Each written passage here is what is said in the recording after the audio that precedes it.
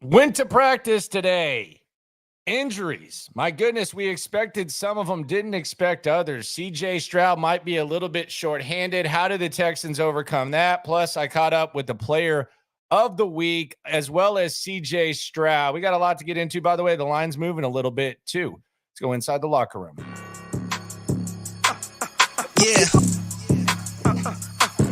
Yeah. It's the locker room on YouTube. You know what it is. Let's get it. Hey, locker room. Yeah, we in the locker room. Texas talk. Yeah, you know what we about to do. Localize every angle's what we really do. We the source. We the pulse of the city too. Landlocked. Got the game in the headlock. Localize every time. Can't stop, won't stop. Yeah, we top two and we not too. Plugged in daily digital. It is the locker room, number one source for Texans digital content. I'm Landry Locker. You can hear me every morning on the SNL collaboration with Cody Stutes. You can follow me while I'm at practice with practice updates and videos throughout. And you know about the nightly show Monday through Friday, 10:30, where we keep you updated on everything going on with the Houston Texans. So we went to practice today. We anticipated. Now, we anticipated that there was going to be no Joe Mixon. By the way, this video brought to you by my friends at BetUS. You already know I got $200 on this ball game, so I am financially invested in this game. I got it at 1. The line is now up to 2.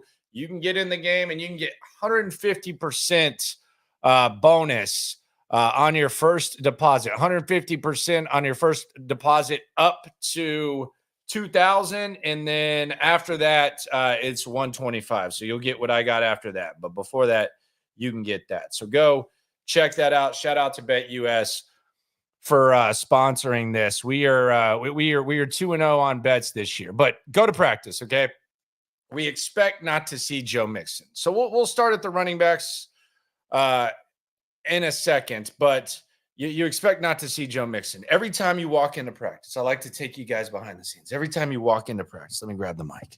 I'm going to get me a stick mic pretty soon, by the way. That's my next thing. I've been meaning to buy it. I just don't stop and get it. But anyway, every time you go to practice, you pull up, you walk up. They let you in. They ask you, hey, do you need a roster? You need the roster just because on that roster, usually there's going to be, like, on the bottom, there's injured reserve. Sometimes there's new players. Sometimes guys are elevated. So you get the roster. But a lot of times the roster doesn't mean anything.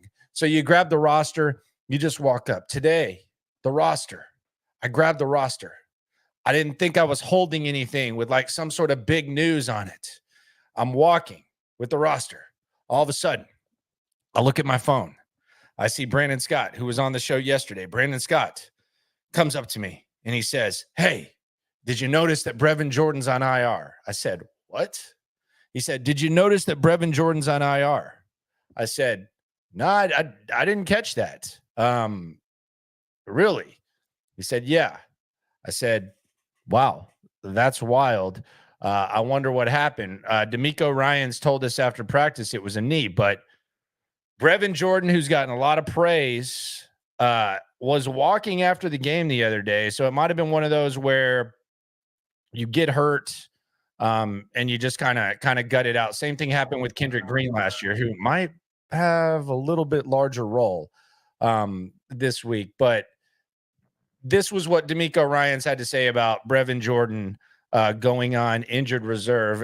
Pretty much the surprise of the day today. One of CJ Stroud's best friends on the team and a guy who was having a pretty good year and a breakout year, according to DeMeco. Here's what DeMeco had to say about it. Take it away, coach.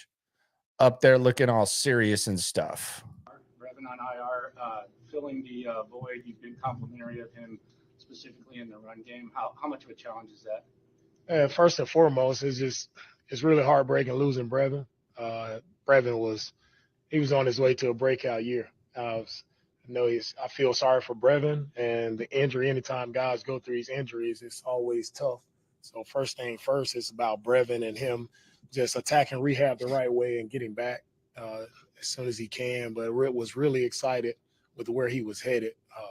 And we have some slack to pick up there.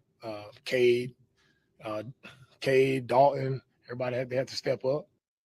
Brevin on Yep. IR. And that's what they're going to have to do. We'll hear what CJ had to say about it. I asked him about it. He went pretty in depth. We had a little back and forth on just the life of a football player. But yeah, Brevin Jordan is out. So that was kind of the surprise today. Now, how do you replace Brevin Jordan is naturally the next question. What does that look like? What does it look like replacing Brevin Jordan? Because these other injuries that we're about to touch on, we don't know what they're going to look like. I'm going to make predictions. Like last week, I said I wouldn't be shocked if Dalton Schultz played.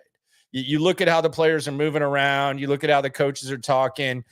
You take advantage of the open portion of practice and try to pick up as many context clues as you can. So I wasn't shocked that Schultz played last week. There's a position that's really hit that I think we need to keep an eye on, and we'll talk about in a sec. But how do you replace Brevin Jordan? Well, you got Schultz. You got Cade Stover. British Brooks is working out with the running backs for a little bit, and then he's going and working with the tight ends. So he could have some sort of lead blocker role. Who knows? And then you just signed Irv Smith. And Irv Smith does not have a number yet. He was out there rocking 83, no number yet. At one time, people thought Irv Smith was going to be really, really good, but this makes sense as to why they worked out Irv Smith. So that's really how you replace Brevin Jordan. Couple catches this year, way improved blocking. He's just really good for vibes and morale too. It seems like everybody in that locker room seems to like him. So who knows what happens with Brevin Jordan? The other thing is this.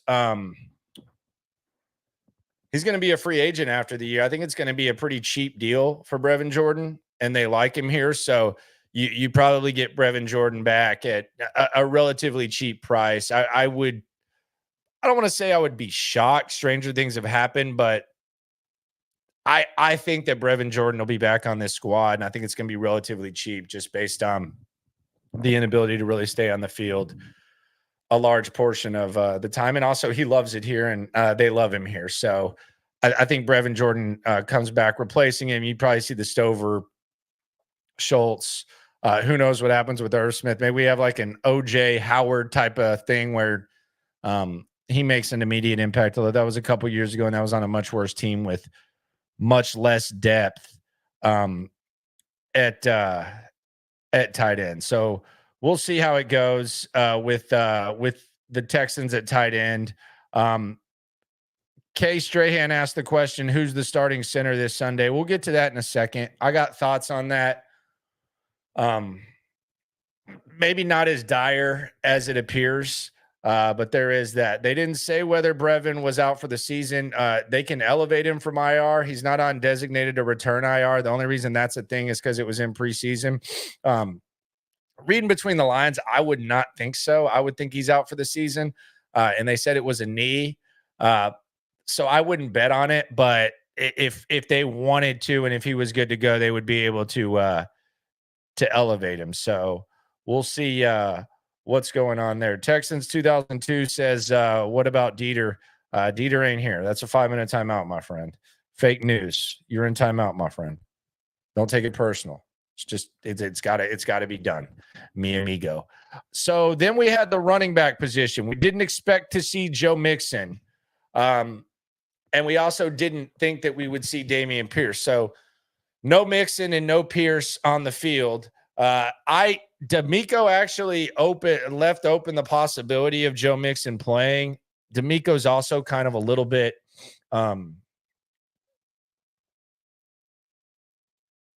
nondescript when it comes to injuries. I was trying to look for the right word there.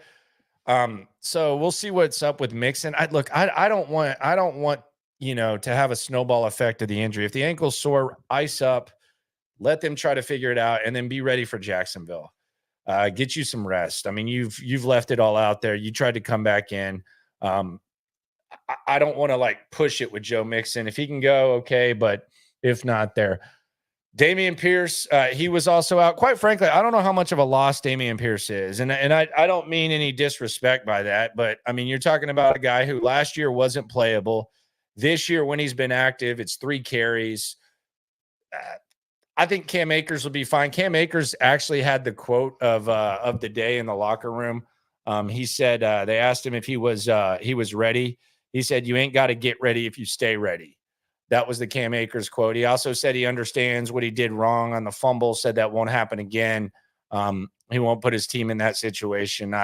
Nice getting to hear Cam Akers speak. So I don't even know how big of a deal the Dameon Pierce thing is. What happens at running back? There was JJ Taylor was working out with the guys today. So we saw JJ Taylor working out with Akers and Dare Gumbawale. I think Dare and Akers are obviously your top two. If Pierce can't go, I know people are begging and clamoring for British Brooks. He doesn't work out with the running backs the majority of the time, at least not in open practice. So I don't know that that's realistic, but I do wonder if JJ Taylor is active or not. And JJ Taylor had a little bit of juice, and he also had the fumble recovery in the preseason on special teams. So maybe we get some JJ Taylor. Don't know. I would assume they're not going to run the ball as much. We'll talk to Bobby Slowik tomorrow, and we'll hear what he has to say. Then you had another kind of concerning thing. You had a situation where both centers were not practicing. Juice Scruggs and Jared Patterson, they both missed practice. Now, here's the thing on these guys. It's kind of like Dalton Schultz.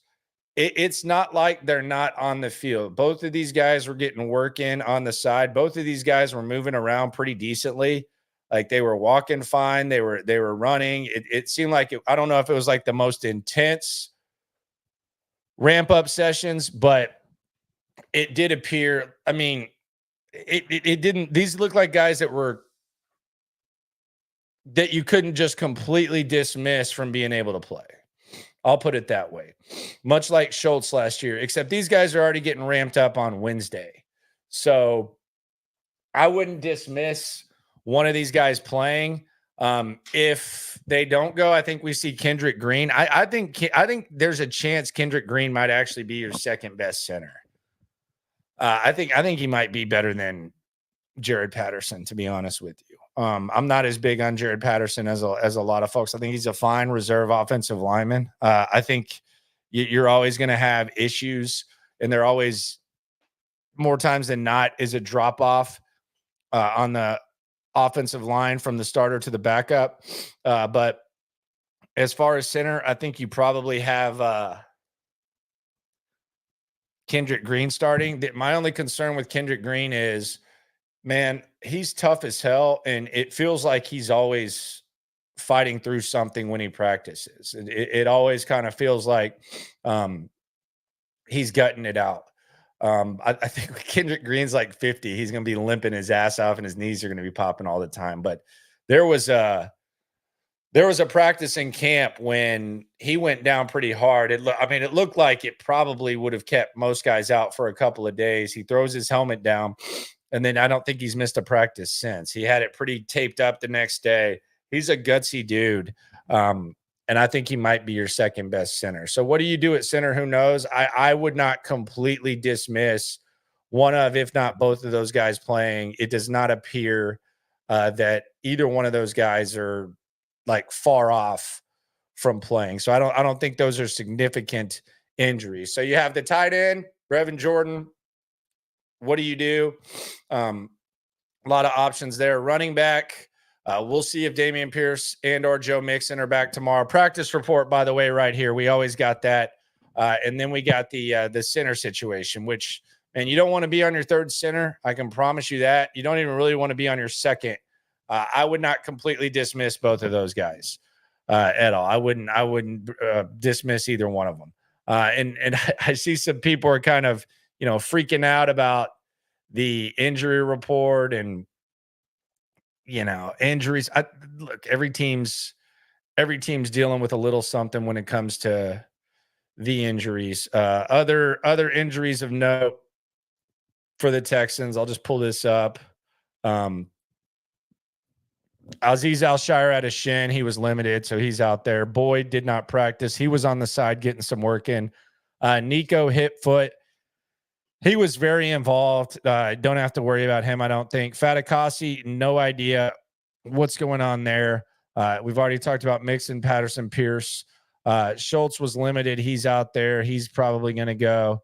And then you had Juice, MJ Stewart, special teams guy. We'll see what he's got. Now, meanwhile, in Minnesota, let's see what they're doing in Minnesota. Now, they have a pretty interesting injury report themselves. Jordan Addison did not practice. Brian O'Neill and Dallas Turner did not practice. Justin Jefferson limited. And then you'd have some other significant pieces. Aaron Jones limited. So we'll keep an eye on that. Jefferson would obviously be the big one. If you can avoid Jefferson, who DeMeco Ryan said is, quote, as good as any receiver he's ever seen. That is a direct quote from DeMeco Ryans today. They got some guys banged up. Paul, you are correct. They do have guys banged up. Yes, that is true. Another week. It is the Locker Room, number one source for Texans digital content. Be sure to subscribe, thumbs up, swarm the like button, and ride along for the best Texans coverage in the game. Another week, another award for a Texans player. Last week, it was Joe Mixon, Offensive Player of the Week in the AFC. This week, Special Teams Player of the Week was Kaimi Fairbairn. He met with the media. I wanted to talk to Fairbairn about this day and age of analytics where teams are going for it a lot on fourth down. We've seen DeMeco turn down 4th down and 1 twice to kick 50-plus yard field goals with Fairbairn. I asked him about that. Also asked him about the new kickoff. I could see him working on the side. It looked like it was kind of annoying to him, but I think he actually enjoyed it. And he's also a hell of a golfer. So I threw a golf analogy his way. He did not mind playing along. Look at Will Kunkel there. How long do you think it took Will Kunkel to do his hair today? I mean, my goodness, he's got the sunglasses perfectly up there. I mean, my man took some time to get. Look at that TV guy. Take it away, Kaimi. Is there any extra pressure or anything like in the day of analytics where teams are going for it on fourth? There's been twice where it's been 4th and 1 and DeMeco's kicked a 50-plus yard field goal. Does that kind of confidence make you feel any type of way as a kicker? I don't really think about that in depth. It's just, when the field goal unit gets called, I go take the field like whatever it is, whether it's PAT, 25-yarder, 59-yarder. Yeah, I try to approach my routine the same way. Was there anything, we haven't talked to you since the new kickoff rules. Was there anything, I don't want to say annoying, but having to adjust kickoffs and focus? I compared it to like you were like a golfer on the side working on his short game when I'd watch you do that, as opposed to being able to just whip out the driver and hit the 50-yard bomb. I thought it was more fun, honestly. It's like a new game that everyone's trying to figure out a new strategy for. So kickers especially, it was kind of just one swing, and now we got to add different clubs to the bag, golf analogy wise. But yeah, it's fun. So it makes it makes it a little bit more fun practice. Yeah. Being out there by yourself, you got Definitely. other stuff to do. Exactly, more stuff. Yeah, and I didn't even factor that in because kickers are very bored during practice. John Weeks, you have Townsend and Fairbairn. They're just on their own. A lot of times it looks like they're bored as hell and they're not having much to do. So I guess it does give him a little something to do. I'll say this, though. I don't want him having to make a tackle. That dude's too damn valuable right now. But that's little Fairbairn action. And John McClain was there, and I saw John McClain, and they said he's going in the locker room. I was like, oh, God, here comes a Fairbairn story. Look over. I see the general over there talking to Weeks. I'm like, yep.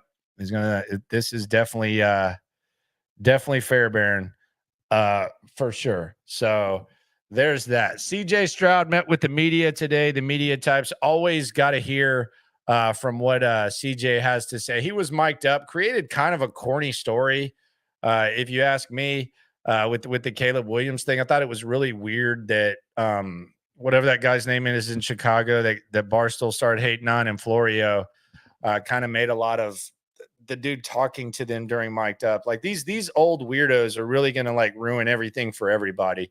I'll get to that probably tomorrow. I know I said I was going to touch on it yesterday. I just didn't think it was going to snowball today the way it did. So I'll definitely put that video up after SNL. Probably have it drop at 11 right when practice starts. But first, let's hear from CJ Stroud. Let's hear what the quarterback had to say as he held court. Here's CJ Stroud. And I also asked him about Brevin Jordan, as well as the emotions of playing football and seeing guys get hurt all the time.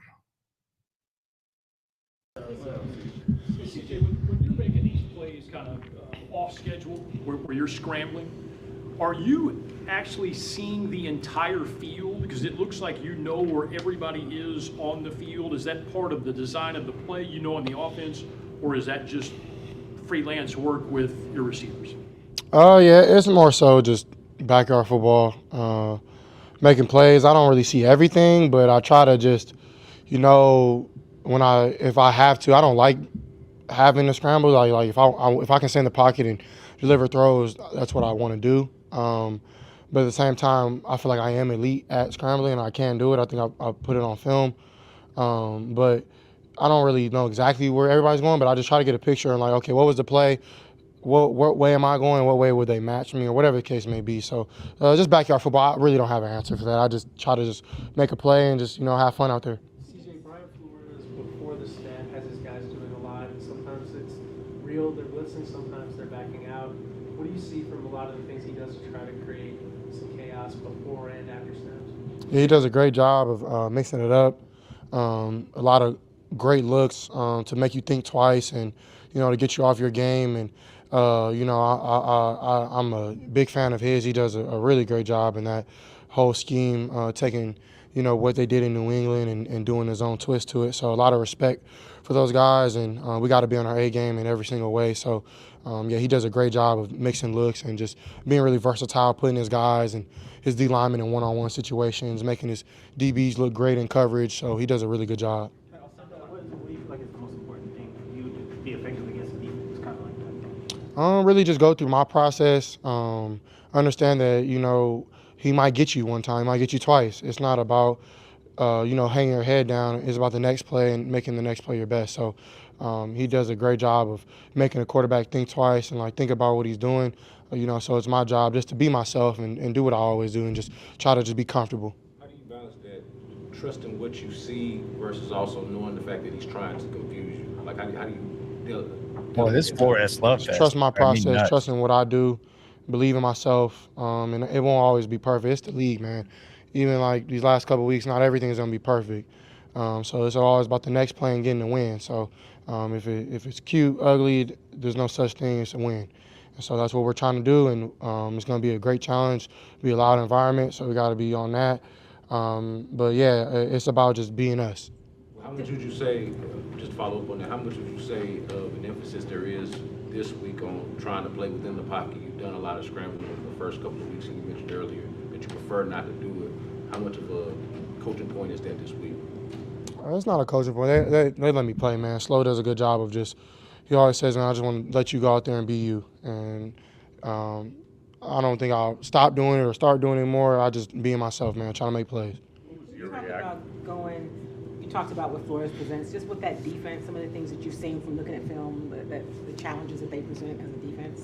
Just chaos, man. They run around, they show looks, bluff looks. They just do a lot of great things to, put their guys in position, but they know their issues. So, and then they play really hard.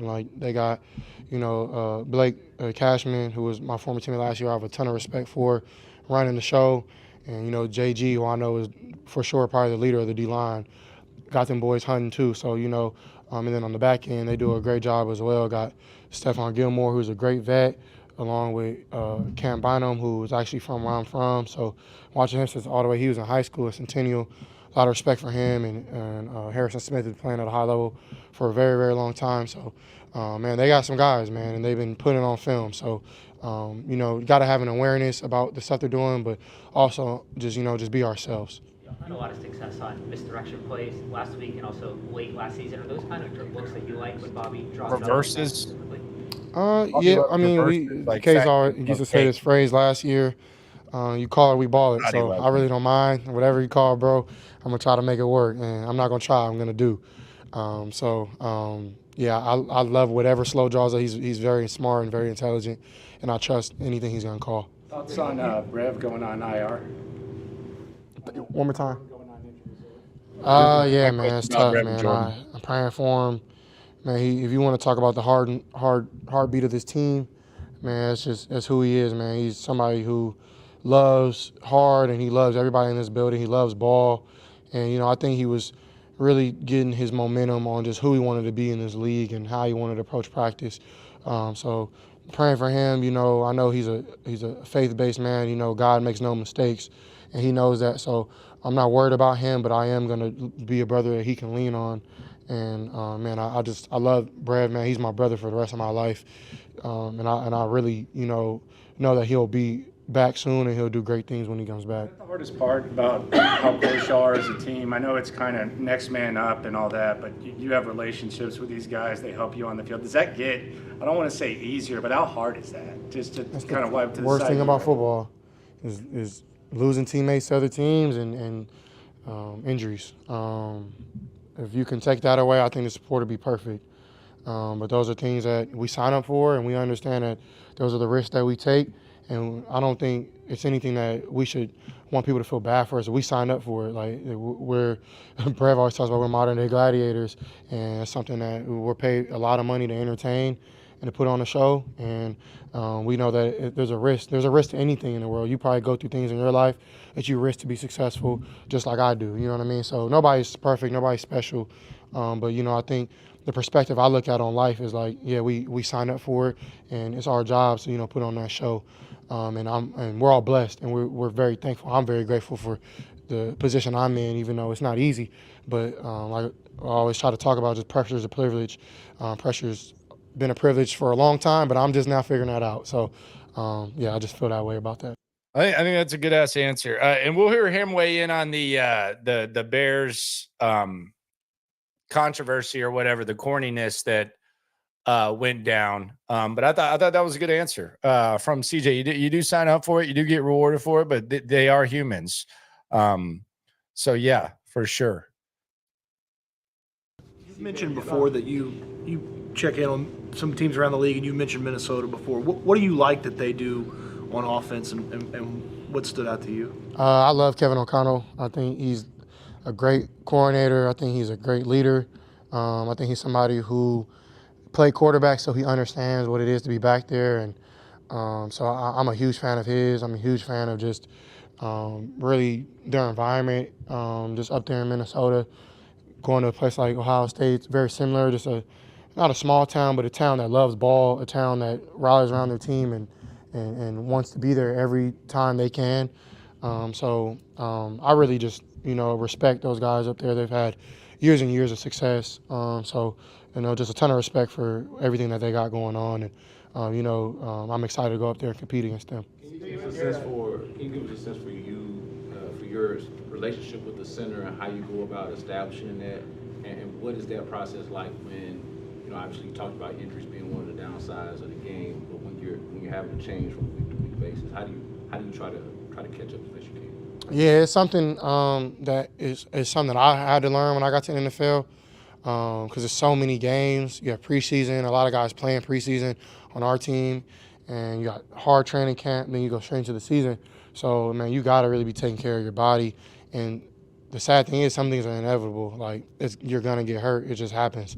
So it's up to me to, be like what my coach told me when I got to Ohio State. Todd Fitch was just saying, man, the most important job for you is to make everybody around you better and to make people feel comfortable, but also push people. And I think, last year I had the chance to have 3 centers, and now I'm on my 3rd center in week 3. And I hope J-Pat and Juice are fine. We'll see what happens. But, it's next man up, got to go out there and win a football game. So I'm a big believer in KG. I think Kendrick has a lot of great upside. He's very fast, quick, mobile, strong. So, and I've been working with him since he got here last year. So I see us not slowing down. On your interaction with Caleb post-game on Sunday, why was it important for you to go over there and give him that advice about stop taking those big hits and also give him some encouragement about moving forward in the league and having all that potential? I had some of the best advice given to me last year, and me and Caleb, I was not trying to treat him like I was trying to little bro him or not. He knows that too. I have a ton of respect for him. I told him I have respect for him. But I had so many guys coming to me after games last year, and that meant the world to me. that those guys even thought about giving me advice. So I just try to give back to what the game has given to me. So I wish him the best, man. I want him to do amazing in this league. I think he will. I think that he'll get his groove. And once you get your rhythm, I didn't get my rhythm until like week 3, week 4. So I can see his game picking up from here. And so, and you know, I don't think he was trying to like, you know, be any towards away. He's just upset that they lost. I totally understand. So I have a ton of respect for that guy, man. I want him to do extremely well, just like any other guy until we play on that day. You know what I mean? And after the game, we can be cool. You know what I mean? But I'm definitely, you know, rooting for him and want to see him do extremely well. Hey, CJ, is there anything that you did different this offseason in terms of just your body from all that you learned last year, getting ready for this year? Did you do anything differently? Yeah, I took a ton of advice from vets. I actually had a couple questions for Tom Brady when I got to see him this summer. Don't go on that TB12, I actually man. talked to just a ton of guys, like just about like what was a ramp up, because I never really had an off season, and a lot of them advice was just slow yourself into it because training camp's hard, the season's hard, so you don't want to be 100% all year round because you'll run out. So really just a gradual build up. So I worked on just a lot of rotational things, a lot of balance. My guy Clint here, who came from UT, has been amazing, who helped me out just a ton, getting stronger, not only just, you know, with my legs and my upper body, but just core, my flexibility, being able to, you know, stretch my T-spine, just little things to like be able to like move at an efficient level. And I think I've actually felt a lot better on the field, moving, making guys miss, running around when I have to, slight movements in the pocket. So just a lot of things that I worked on that's starting to pay off, and hopefully it continues to do that. CJ, you alluded to it. You already talked about Blake and JG. What about that idiosyncrasies that, because y'all have developed some camaraderie, you know, last year being together, but now you got the, you know, the opposite side. Is there something going to be different about mind games that they may try to play on you and vice versa, you know, by lining up on the opposite side of it? No, I know them like the back of my hand. No, I'm messing with you. I don't know. We gotta go out there and see. Them boys know I love them. I seen Blake in Vegas at the Super Bowl, and we chopped it up. It was before he actually left the team, so we were trying to, because he was up on his contract, we were trying to figure it out, and I was trying to help him, you know, and I wanted him back, and same thing with JG. But, you know, some things don't work out like that. You never have the same team that you ended with. But, you know, I'm ready to compete against them. I know them boys ready to hit me because they didn't get to hit me last year. So, you know, it's going to be fun. Do you recall where you were if you watched the Minnesota Miracle when Stefon and Case pulled it off against the Saints? Oh, I don't. That was a long time ago. It was a cool play, though. It's weird. I didn't know that the Minnesota Miracle was going to get asked about. That's crazy. You could have won some big money if you would have bet that that question would be asked. I don't even know what the odds would be. Perhaps 1,000,000 to 1. Speaking of odds, though, BetUS, they are sponsoring this video. BetUS, you can go to BetUS. By the way, the line's up to 2. So I guess people kind of liking the Texans at 1. The line is up to 2. Go to BetUS. Get an account, type in YouTube 150. You'll get 150% bonus, which means you put 10 in, boom, $25. Which means you could do something like this. You could do something crazy like me. Look at all these odds that are available. You got the NFL, you got college, all that. Matter of fact, you know what? I'm just going to go ahead and act foolish. Let's go to football.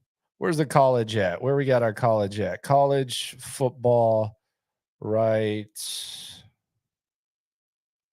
We got the props. College football week. Here we go. Right here. Let's just act nuts. You got a little Thursday night. South Alabama versus Appalachian State. South Alabama put up like 80 points the other against Northwestern State last week. Appalachian State always scores. You know what? Let's just get a good vibe going. Let's just go with that 83. And you know what I'm going to do? I'm going to put 25 on it. Pretend that I put $10 in, got that YouTube 150 code. I'm going to have $50 before I know it if they can go over 63. So now I have a reason to watch 2 TVs tomorrow during Thursday night football. You can also live bet, which is what I'm going to do because I'm not as confident in that So we have a $25 over 63 bet right there, just because these teams score a lot of points. So go to BetUS, use the promo code YouTube 150, and you can get in that game as well. There was an interesting video this morning, and it was from a guy who's gotten a lot of heat named, I guess his name is Bernstein. He works out there in Chicago. Mike Florio was on with him. They reacted to CJ Stroud telling Caleb Williams not to take hits. You just heard what CJ had to say about it. Let's listen to this, because it's at 670 the score in Chicago. This Bernstein guy's a whack job, by the way. Conspiracy theory weirdo nutcase. Got mad that someone called him Bernstein. Just one of those goofballs who lost their mind probably around 2020. Wacko weirdos. But listen to them talking about a simple mic'd up moment where CJ Stroud just tells a rookie quarterback, hey, avoid those hits. Let's listen to this back and forth between Bernstein and Florio and what they had to say about this. This had the internet going nuts around here. I think people are still upset about it. I don't know why you're too upset about it. It is Mike Florio. But let's hear what these guys had to say. You mentioned CJ Stroud, and I'm sure you've seen the video and you've heard the sound of CJ Stroud pulling Caleb Williams over and offering him unsolicited advice. We were debating this, of where Stroud is coming from. I found it to be a little presumptuous, if not performative on his part. I think it's one thing. What do you think the protocol is for when you can give advice like you're an OG quarterback in that moment after a hard-fought NFL game? If you're the same age as a guy, to go over and treat him like he's your kid, I could understand if Caleb Williams is like, look, I might hear this from Aaron Rodgers. I'm not hearing it from you. Well, and the other side of it too, look, I think there's a segment of the media and the fan base that wants to find fault with anything and everything Caleb. Brother, you do that with everybody. Like this is my problem with Mike Florio. And I preface what I say about Mike Florio by saying he's one of the most valuable resources in NFL media, whether you agree with what he says or not. But he has like a serious identity crisis, because that's all he does with everyone, is try to find any little thing. He does it with every single topic. Aaron Rodgers, Deshaun Watson, anything, any controversy. That's what he does. And he has, I mean, he's more confused than Bruce Jenner was the back end of his marriage with Kris Jenner. I mean, like he wants to be a aggregator, but then he wants to be like a serious reporter. Then he wants to be a guy that brags about getting clicks, and he wants to talk about this, and then he wants to say this. Like this dude's got an identity crisis. Like it's that's the weird thing about Florio. And again, he's a very valuable resource. He follows and covers the league as good as anyone, but he plays both sides more than anyone I've ever seen in my entire life. Caleb Williams does. So it distorts our view and our reaction to what he does. I try to watch objectively. Yeah, he seems like a guy who just lost a football game and really isn't interested in getting a lecture at midfield about basic, obvious stuff. Keep fighting. I mean, I don't need to hear cliches. I want to go change my clothes and get the hell out of here. So, I think some made too much of it. But you're right. At what point did CJ Stroud become Tom Brady? He's not there yet. So you can only get advice from Tom Brady? It's just a weird thing all around. I think it's not CJ Stroud's place to preach to a guy who's just 1 year behind him by way of experience. Look at that Bernstein idiot. Look at this moron right here. Look, you just lost a game. Like freaking a guy John who's Lopez. just 1 year behind him by way of experience. And from Caleb's perspective, look, you just lost a game. You really, you don't want to hear it. But I wasn't surprised. I was disappointed, but I wasn't surprised that the knee-jerk reaction by most was, oh, who does Caleb think he is? That wasn't my reaction at all. My reaction was, and I said, who does CJ Stroud think he is? That's exactly what Dan's reaction was. We're the same age, man. Yeah, that's the other thing. They're a year apart in NFL playing experience, but they're a month apart in actual age. And I think, as we talked about, it had very much the big brother syndrome, aka. All right, I just don't. I don't get it, man. This is why. And again, I respect Florio's ability to follow the league and stuff. It's just like it is such an identity crisis. It's insane. Like it's it's one of the worst identity crisis that I think I've ever seen in my entire life, with a guy who he's all over the place. I want to be journalistic. Oh, but you know what? Hey, Aaron Rodgers. Like, I remember where it said, Aaron Rodgers got me this much traffic. And like the Florio, the aggregation is what he is. Like, that's where the value is. That the analysis and stuff is just a little bit crazy. I think it's just really, really weird. And the Bernstein guy is just a complete weirdo. I don't know what that is about. Like, I don't blame Caleb Williams if he really didn't want to, like, he wasn't like overly welcoming of the advice. Go back and watch the drive before that happened. He got his ass whooped. I think he was pressured like 80% of the time. He got sacked 7 times. Danielle Hunter picked him up and basically gave him the rock bottom. And he had to get up and then rush because they had no timeouts for like a minute. He was probably exhausted. CJ acknowledged that. Like, it wasn't like the advice was, I mean, he didn't say, hey, stop doing this or that. It was just, hey, avoid those hits, man. Big fan of your game. So I thought that was a really, really weird, very, very weird thing right there. Mark Marker says, no, they right. Don't know. Right about what? Like, what are they right about? I don't get it. Like, he's not supposed to give him any advice. I don't really understand that.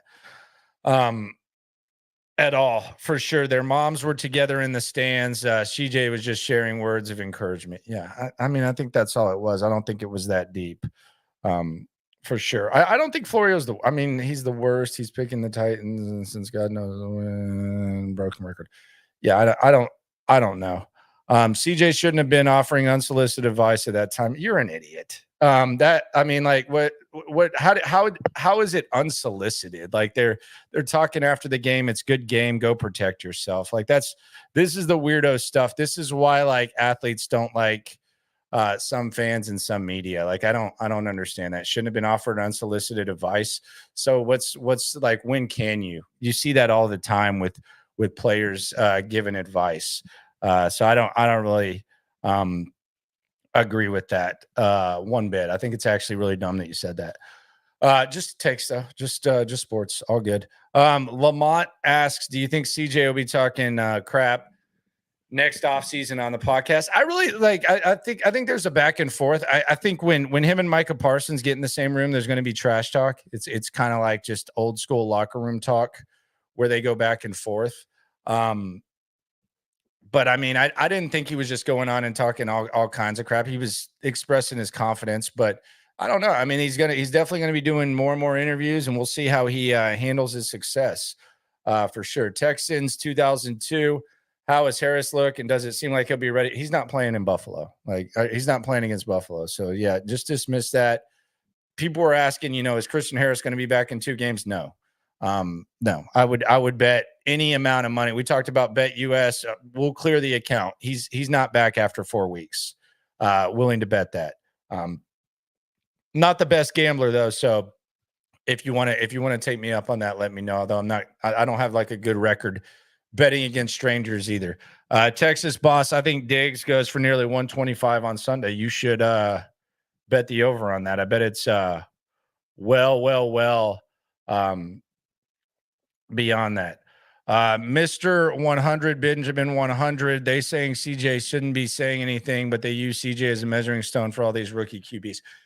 Yeah, and him and Caleb know each other. Like, it's not like he's a stranger. They know each other, so I don't think it was that big of a deal. And I don't think Caleb was being a diva either. I think Caleb took the advice. I think that's Caleb's mannerisms. I don't think Caleb is like sitting there. I thought that was I thought that was just as stupid. Like, I'm not just defending CJ. I thought it was just as corny for people to say that Caleb wasn't interested in it or Caleb looked a certain way. Caleb looked like a guy that just got his ass whooped and just got beat up on by 300 and 230 pound men. He got sacked 7 times and he got hit more than that. So I don't find anything wrong with either one of these guys. Like, if Caleb didn't really want to hear it, I understand, but it's not like he just walked away. He just said, okay, gotcha. And he had just lost the game. So I don't like, I'm not defending CJ and criticizing Caleb. I think criticizing Caleb is just as ridiculous. He's out there trying to do his thing. CJ's trying to do his thing. And there's a small I mean, there's a small percentage of guys who could relate to playing that position, and Caleb's trying to do what CJ did last year. So and he said that they've talked before. So I don't think either one of these guys had anything wrong with them at all. And I don't know what the age has to do with it. To be honest, anyone should take advice from the former Rookie of the Year. The way you take it is on you. Yeah, and I think he probably takes it. And I'm pretty sure that's probably advice that his coaches are giving him too. You don't want to get hit that much. But I thought Caleb played his ass off. Actually, I thought he showed a lot of toughness the other night. I think he's going to end up being pretty good. I think he handled himself as well as he possibly could. His offensive line didn't do him any favors. We talked about going into that game how everyone in Chicago basically said that their guards sucked. They got roughed up. He got roughed up. I don't think you have to pick a side. That's the weirdo thing. I think that's just as weird. So defending CJ, I'm not criticizing Caleb either way. I mean, it's exhausting. You don't have timeouts. Go back and watch the Danielle Hunter sack. And then imagine getting thrown down like that and then having to get up and go full speed for an entire 3 minutes or whatever with no timeouts, having to yell out orders and then run around for your life, which you had to do after that. You're going to be exhausted. Like, have you ever gotten done exercising and then someone tries to talk to you after the workout and you're just like, oh, yeah, whatever. Yeah, that's probably what it was. I had no problem with that at all. I think it's when the weirdos like the Bernsteins and the Florios start doing stuff like that, it just makes everyone look stupid. It just makes everyone look stupid. And I think Bernstein's one of the biggest blowhard moron types in the world. He's a writer who just happened to use radio just for his benefit. Although he's better than some that I've seen do that, but he's an absolute beating. Just throws stuff against the wall, tries to keep. But I will say he's better. I've seen much worse. I will say that. Raffy, shout out to Raffy. Shout out to Craft Pita. Shout out to Craft Pita. I think Caleb was frustrated and got his bleep kicked in for the whole game. And as a competitive guy, CJ gave him some good advice and words of encouragement after Caleb had a bad game. Exactly. And I think CJ said as much. So there's no issue at all. They're fine. No idea. Florio is the dramatic HOA guy. Honestly, I think he's chasing clicks. He admits to chasing clicks. Like when I remember during the Aaron Rodgers thing, he's like, Aaron Rodgers has gotten me 1.5 million impressions or whatever. He says it like that's what he does. And I think he's a very valuable resource. I think he does an excellent job of covering the league. Like some people just completely dismiss him and say, Mike Florio's an idiot. No, Mike Florio keeps you updated on what's going on around the league. The guy's a workaholic. I know people who've worked for Florio. The guy doesn't stop working. He doesn't stop covering the league, but it's not, there's no identity. It's a lot. Florio is like a good restaurant. And with Rafi in here, I think there's some restaurants who can pull off having everything, but there's some restaurants who there's just too damn much on the menu.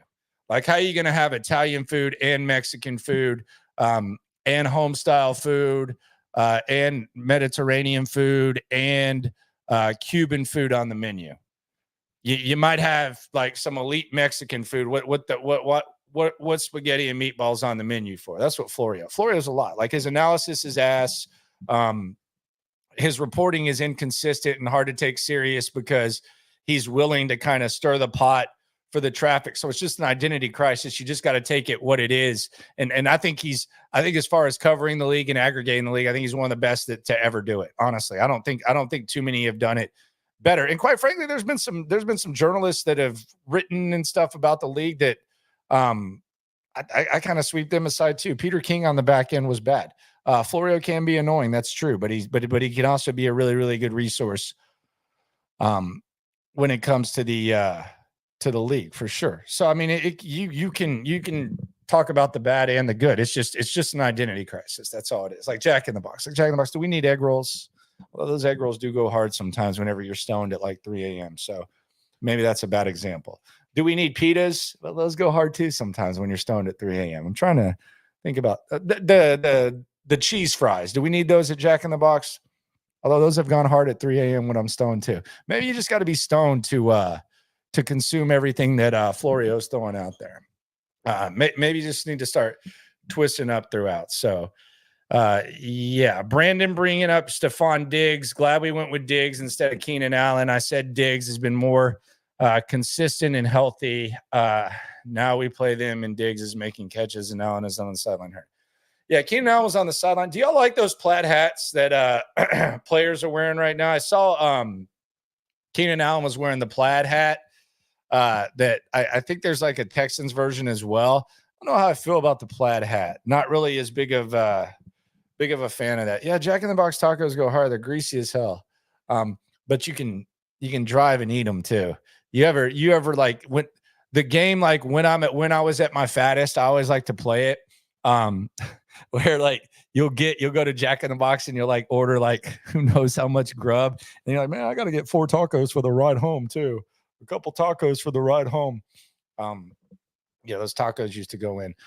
Cheesecake Factory goes in. I know Rafi's going to be like a food stomp. Cheesecake. I've never really had anything too bad from Cheesecake Factory. I think Cheesecake Factory pulls it off. I think Mike Florio wants to be Cheesecake Factory. You know how yesterday did y'all watch the Aaron Hernandez thing on FX? I enjoy the hell out of it. Some people kind of don't want to see it because they know enough about it. But I think that first of all, I think there's good information. Second of all, I think it's so romanticized and over the top that a lot of it's going to be like, fake. And it also has the element of like being so bad it's good potentially with the Aaron Hernandez thing. I promise I'm getting somewhere with this. Maybe I am on what I'm talking about. High-grade marijuana called Kush on the streets. Maybe. Did you know what that was? Maybe no, not. Me neither. Maybe not. Maybe after the show. Maybe before the show. Who knows? Keep you on your toes. But like when Aaron Hernandez goes to his locker and you see like that big ass playbook, like how thick playbooks are, that's what I think about when I think about the Cheesecake Factory menu. And apparently like the waiters have to try everything and like know everything on that menu. I don't know if they still do that, but that's wild. Someone's asking about the Keenan Allen hat. You want it on the stream? I don't know. I don't know if there's even pictures of him on the sideline today. No, they don't have it. Y'all haven't seen these NFL plaid hats? Man, they're trash. Or maybe they're not. Maybe you can pull them off. There's probably some dudes who can pull them off. Bears. Let's see. No, I don't see it. You'll just have to go look at the Keenan Allen thing. It's a weird hat. I'm not a fan. I like the rope hats though. But yeah, Cheesecake Factory menu goes in for sure. Tacos are better inebriated. I would say so, especially if they're just a throw on. We need more Jesus in our lives for sure. I would agree with that, no doubt. Did you ever get to watch Air McNair when he was in Houston? I mean, like when he was playing against the Texans or like when he was with the Oilers? The hats are in the team shop. Yeah. There's a lot of stuff in that team shop. Texans team shop's kind of stacked right now. Getting higher kind of feels like it's been taxed a little bit, much like everything else. Kind of feels like there's a little bit of taxing going on with that. Should hip drop tackles get you suspended for a game if they cause any? Nah, I don't think so. I don't think that was on purpose. I do think it's dangerous, but no, I don't think hip drop tackles should get you suspended for a game. I mean, it'll get you fined for sure. And that was something that they've been trying to eliminate, but no, I don't think so. At all, not even a little bit. Who do you think gets more sacks at the end of the season? Are you talking about between Anderson and Hunter? It's gonna be close. They're both at 1.5. Man, I'll say Hunter. But I think they'll both. I think there's a chance both of them have double-digit sacks. I'll put it that way. I think they both have double-digit sacks, but I'll say Hunter because I think that's his specialty. I think Will better against the run, but yeah, I'll say Hunter. For sure. The very brief time he was in. Yeah, he has. Yeah, I saw the Netflix doc. Steve McNair. It's kind of weird. I haven't been able to drive by Dave & Buster's and look at it the same since then. So to put a bow on the show, and 9 a.m. SNL, Stutes and Locker, we're going to talk about these injuries in depth. Stute says he has a game ready for me, which is always kind of dangerous. I don't know what the hell that's going to look like. So we'll do that. We'll go to practice after that. We'll give you a practice report. I'll do the night stream at 10:30. If any big news drops, I'll do a video of that. So we'll get to that as well. But Brevin Jordan, he's on IR. Cade Stover, Dalton Schultz, maybe Irv Smith, maybe a little bit of British Brooks sprinkled in. Going to have to make do. Running back situation, let's keep a close eye on Dameon Pierce and Joe Mixon. Could one of them be on the practice field tomorrow, or could it mean more Akers, Dare, J.J. Taylor? We'll keep an eye on that. And then the center position, I'm not dismissing both of these guys. I think they're moving around well. They're not functioning like guys that are going to miss a lot of time, and they're really not functioning like guys that might not try to gut it out. So I would keep an eye on those as well. So I appreciate y'all for rolling through. Do me a favor, subscribe, like, right along. Be sure to swarm the like button. You ain't never hate. Swarm. And if you want to get in the game with BetUS, go ahead and do so. Use that promo code YouTube150, 150%. Damn, that's a lot. 150% bonus back if you want to get in the game. The line has jumped up to 2. 3 is like if you want to hurry and get it, you want to get it before it goes up to 3. Don't know if that's going to happen though, with everything going on. So subscribe, like, right along. Always remember, when it comes to this Texan stuff, we're all in it together. Talk to you at 9 a.m. Central, and then I'll talk to you immediately after practice. Appreciate y'all very, very much. Daily digital on YouTube. We got taste for days, opinions to give. We got takeaways. If it's up, then it's up. We number one. You don't need to try your luck. Locker room, yeah, we in the locker room. Texas talk, yeah, you know what we about to do. Localize, every angle's what we really do. We the source, we the pulse of the city too.